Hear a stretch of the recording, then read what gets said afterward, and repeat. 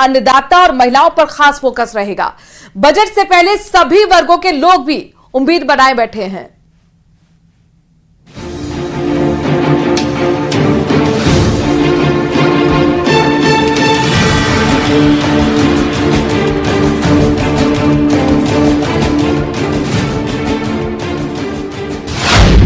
कैसे होगा भजनलाल सरकार का पहला पूर्ण बजट?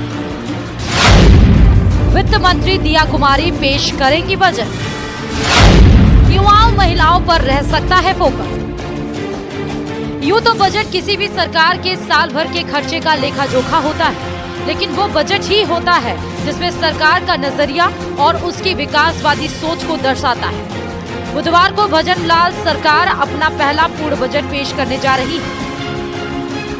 प्रदेश की भजनलाल सरकार पहला पूर्ण बजट 10 जुलाई को पेश करने जा रही है। ये बजट अपने आप में खास रहने वाला है। इसके अंदर करीब 20,000 करोड़ रुपए का बजट पेश किया जाएगा, जिसमें युवाओं, महिलाओं, खिलाड़ियों से लेकर किसान और मजदूर का खास ख्याल रखा गया है। खासकर इस बजट के अंदर आगामी 5 वर्षों का जो विजन है वो दिखाई देगा। प्रदेश सरकार का बजट आने वाले 5 साल के विजन को दर्शाएगा, क्योंकि ये बजट कई मायनों में अहम रहने वाला है। क्योंकि प्रदेश में 5 विधानसभा सीटों पर उपचुनाव होने हैं, तो वहीं निकाय चुनाव भी नजदीक है। आइए आपको बताते हैं कि भजनलाल सरकार के पूर्ण बजट में प्रदेश की जनता को क्या क्या मिलने वाला है। राजस्थान में भजनलाल सरकार का पहला पूर्ण बजट 20,000 करोड़ रुपए का हो सकता है।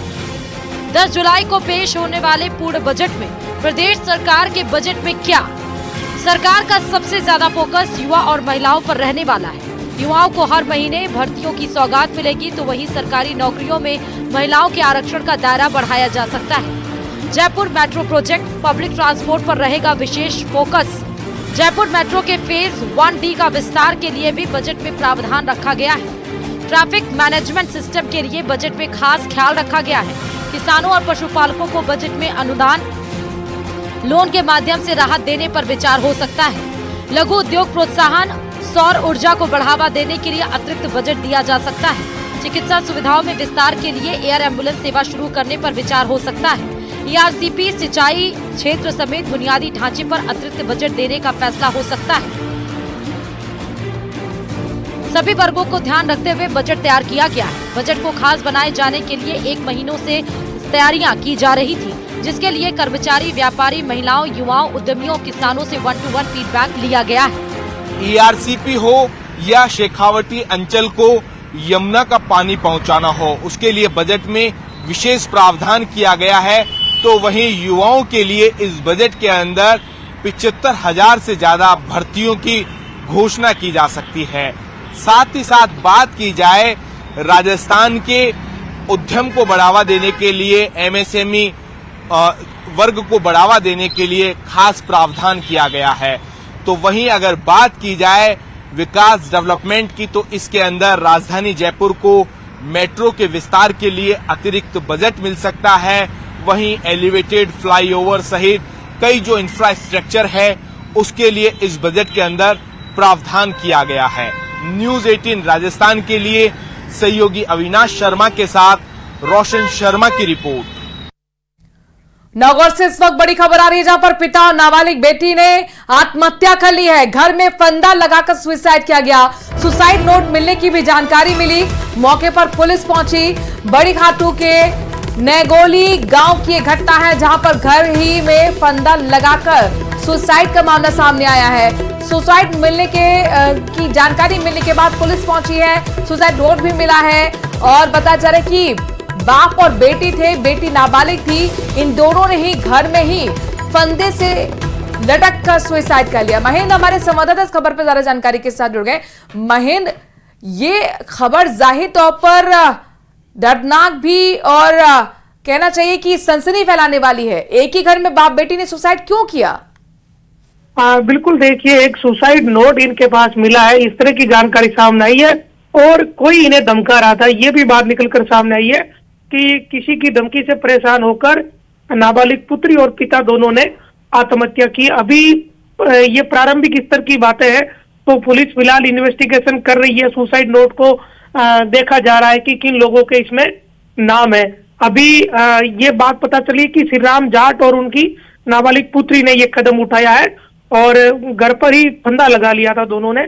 अभी बड़ी खाटू थाना पुलिस और पुलिस की टीम मौके पर मौजूद है, अनुसंधान किया जा रहा है। लेकिन मोटे तौर पे एक बात सामने आ चुकी है कि पिता पुत्री ने मरने से पहले सुसाइड नोट लिखा और उस सुसाइड नोट में किसी द्वारा धमकाने की बात भी सामने आई है, वो सुसाइड नोट में उन्होंने जिक्र किया है। तो प्रारंभिक स्तर की ये चीजें हैं।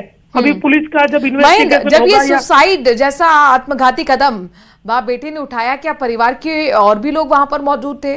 कौन कौन है इनके परिवार में? देखिए, इन सारी चीजों का अभी खुलासा नहीं हो पाया, लेकिन अभी मौके पर भारी संख्या में भीड़ जमा है। आस पड़ोस के घर परिवार के सारे लोग अभी फिलहाल अभी मौजूद है जब ये घटना हो गई उसके बाद। लेकिन जब घटना हुई उस समय घर पर कोई और भी था क्या, इसका अभी खुलासा नहीं हुआ है। लेकिन ये गंभीर प्रवृत्ति का मामला है। सुसाइड नोट में धमकाने का जिक्र है कि कोई धमका रहा था। तो ये सारी चीजें अभी पुलिस इन्वेस्टिगेशन कर रही है।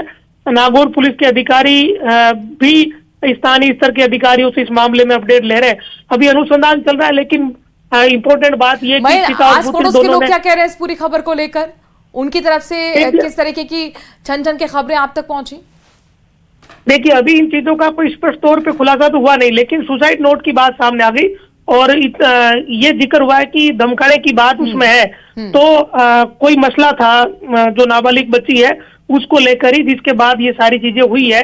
ये भी चीज थोड़ी क्लियर हुई है, लेकिन अभी प्रारंभिक स्तर की चीजें हैं। तो धीरे धीरे जैसे ही चीजें क्लियर होगी तो और अपडेट साझा करेंगे। लेकिन अभी जांच का स्तर प्रारंभिक है और पुलिस मौके पर तमाम जानकारी हम तक पहुंचाने के लिए। जांच के बाद ही तस्वीर साफ हो पाएगी। लेकिन जाहिर तौर पर ये सनसनीखेज खबर जहां पर घर में फांसी का फंदा लगाकर बाप बेटे ने सुसाइड कर लिया और वजह बताया जा रहा है कि धमकी चूंकि इस परिवार को मिल रही थी। बहरहाल खबरों में आगे बढ़ते हैं। भीषण गर्मी में वीरान हुई पहाड़ियां बारिश के बाद फिर हरियाली की चादर ओढ़ रही हैं। पहाड़, झरने और हरियाली, ये नजारा है प्रदेश के प्रमुख पर्वतीय पर्यटन स्थल माउंट आबू का। दिल छू लेने वाले नजारों का लुत्फ उठाने के लिए माउंट आबू में पर्यटकों का हुजूम उमड़ने लगा है। पिछले 2 दिन में ही माउंट आबू में 75,000 सैलानी यहां के नजारों का लुत्फ उठाने पहुंचे। पर्यटकों की भीड़ से व्यवसायियों में खुशी की लहर है। आटा तो ले लो मछली को खिलाने के लिए। राजसमंद जिला मुख्यालय से सटी बोरज पंचायत के ग्रामीण पैंथर की आवाजाही बढ़ने से परेशान हो गए हैं। एक दिन पहले एक पैंथर शाम के समय खाड़िया रोड पर नजर आया। कार में सवार लोगों ने इसका वीडियो बनाया। जैसे ही वो कार चलाने लगे, पैंथर आगे आ गया। इस बीच शावक भी पैंथर के साथ आ गया और सड़क पार करते हुए खेतों की तरफ निकल गए। आपको बता दें कि पैंथर ने पिछले दिनों इसी क्षेत्र में एक युवक का शिकार किया था। घटना के बाद से बोरज पंचायत के ग्रामीणों में दहशत है।